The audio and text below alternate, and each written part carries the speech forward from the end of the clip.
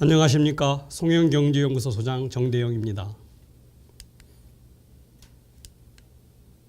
알고 살자 금융 이번 강의는 금융은 경제적 강자보다 약자에게 더 필요하다입니다. 경제적 강자는 이미 성공하여 돈을 많이 갖고 있는 사람입니다. 이들은 돈을 빌리지 않아도, 즉 금융이 없거나 제대로 작동하지 않아도 잘 살 수 있고 사업을 늘려갈 수 있습니다. 반면 경제적 약자는 아직 성공하지 못하여 돈이 부족한 사람이지요. 이들은 돈을 빌릴 수 없으면 사는 것이 힘들 수도 있고 사업을 통해 성공하는 것도 매우 어렵습니다. 경제적 약자가 생활비를 줄여 저축을 하고 이를 사업 미천으로 사용하려 한다면 아주 많은 시간이 걸릴 것입니다. 죽기 전에 못하는 사람도 많을 것입니다. 우리가 잘 아는 박지원의 소설 허생전을 보겠습니다. 소설 속에서 허생은 큰 돈을 벌 수 있는 확실한 방법을 갖고 있지요. 그런데 변부자가 사업자금 1만냥을 빌려주지 않았다면 돈을 벌지 못하고 섬의 어려운 사람을 위한 공동체도 만들지 못했을 것입니다. 허생의 사업 계획은 변부자의 자금 융통, 즉 금융이 있어야 실현 가능해지는 것입니다. 특히 변부자는 아무것도 가진 것이 없는 허생의 사람됨을 보고 돈을 빌려줍니다. 옛날 소설 속의 이야기지만 시사하는 점이 많습니다. 다음으로 경제적 강자는 금융이 발전되면 좋을까요? 자신만이 금융을 독점할 수 있으면 더 많은 돈을 벌어 좋을 것입니다. 그러나 금융이 잘 작동되어 많은 사람이 금융을 이용하게 되는 것은 좋아하지 않을 것입니다. 경쟁자가 늘기 때문이지요. 경제적 강자는 금융의 발전을 막아 또 다른 경제적 강자의 출현을 어렵게 하려 할 것입니다. 이것도 사다리 걷어차기 일종인 셈이죠. 따라서 금융업만을 통해 돈을 벌려는 금융전업가에 의해 금융기관이 운영되어야 금융이 제대로 작동하고 발전할 가능성이 큽니다. 이러한 생각이 산업자본이 은행업을 지배해서는 안 된다는 금산분리의 중요한 논거가 되고 있습니다.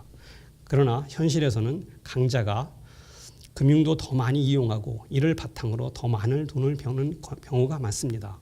경제적 강자가 재산과 소득이 많아 대출금을 더 쉽게 상환할 수 있어 보이기 때문이죠.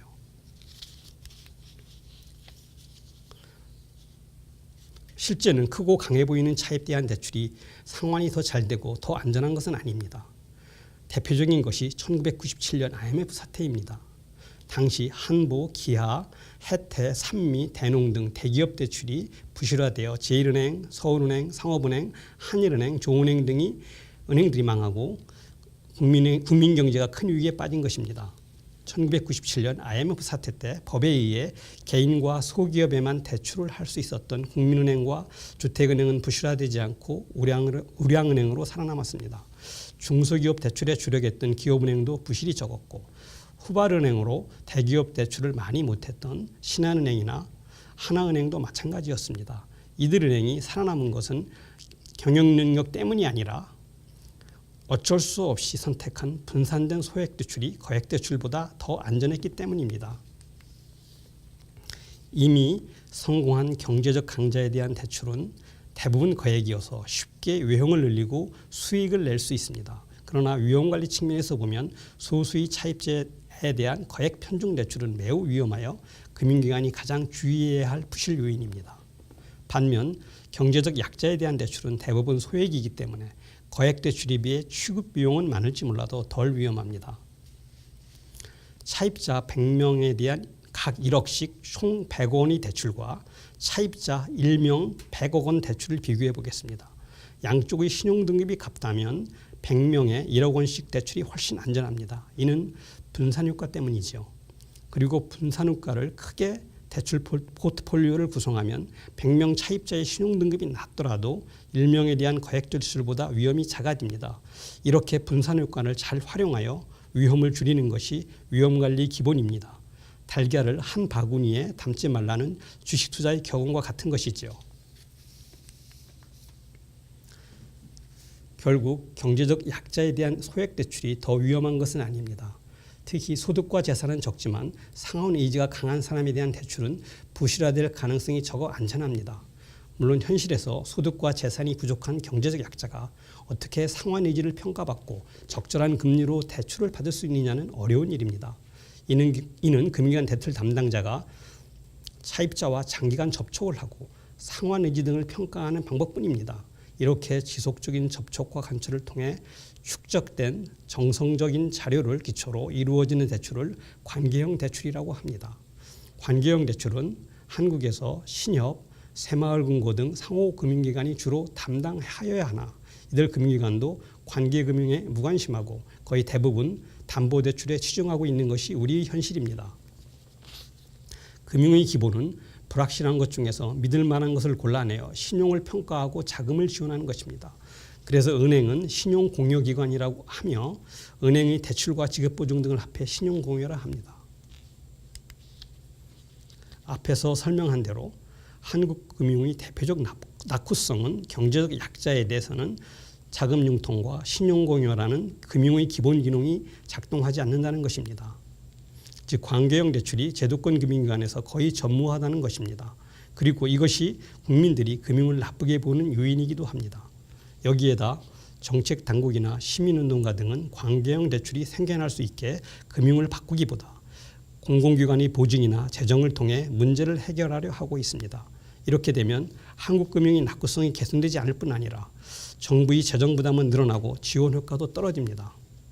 재정보다 금융을 통한 자금 지원이 성공 가능성이 높은 사업을 선별하는 데 유리하여 자금 지원의 효율성을 높일 수 있습니다. 1970년대, 80년대 수출 기업에 대한 실질적인 혜택이 컸던 수출 지원 제도는 수출금융이었습니다.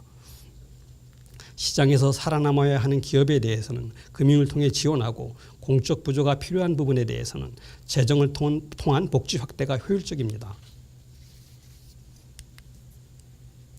더 좋은 것은 경제적 약자들이 상호 부조와 협업 등을 통해 스스로 창업을 하고 기업을 발전시키는 것이죠. 이때 유용한 수단이 협동조합입니다.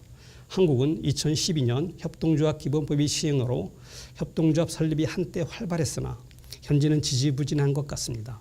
여기에는 여러 가지 이유가 있으나 금융의 제약이 큰 원인이라고 생각합니다. 협동조합 기본법상 금융보험업은 협동조합 설립이 불가능하기 때문입니다. 경제적 약자들이 스스로 돈을 모아 사업을 키우는 것을 막고 있는 것이죠. 이것도 한국의 이상한 제도입니다. 세계에서 가장 성공적인 협동조합이 하나가 스페인의 몬드라곤입니다. 몬드라곤은 1956년 협동조합 운동을 본격적으로 시작하면서 다음해 바로 협동조합은행인 노동인민금고를 만듭니다. 이를 통해 산하협동조합과 조합원들에 대한 금융지원을 하고 협동조합을 발전시켜 왔습니다. 현재 한국의 금융은 다수 국민, 특히 경제적 약자에게는 별 도움이 안 되는 상태입니다. 이러한 상황을 바꾸는 것이 금융개혁, 즉 국민을 위한 금융 만들기 핵심 과제입니다. 금융개혁은 재벌개혁보다 괜찮은 일자리 창출, 기업의 성장 등 국민의 삶을 개선시키는 데 더 중요하다고 생각합니다. 경제적 약자는 금융이 없으면 생존을 위해 자선이나 복지에 의존하게 됩니다. 또한 경제적 약자의 사업 의욕이 없어지거나 약자와 강자의 갈등이 높아져 경제의 활력이 떨어질 수밖에 없습니다. 경제적 약자들이 자신들의 이익을 위해 금융에 대해 보다 많은 관심을 가져야 합니다. 시청해 주셔서 감사합니다. 다음에는 금융을 위한 금융 만들기, 즉 금융개혁 방안에 대해 알아보겠습니다. 계속 관심 부탁드립니다.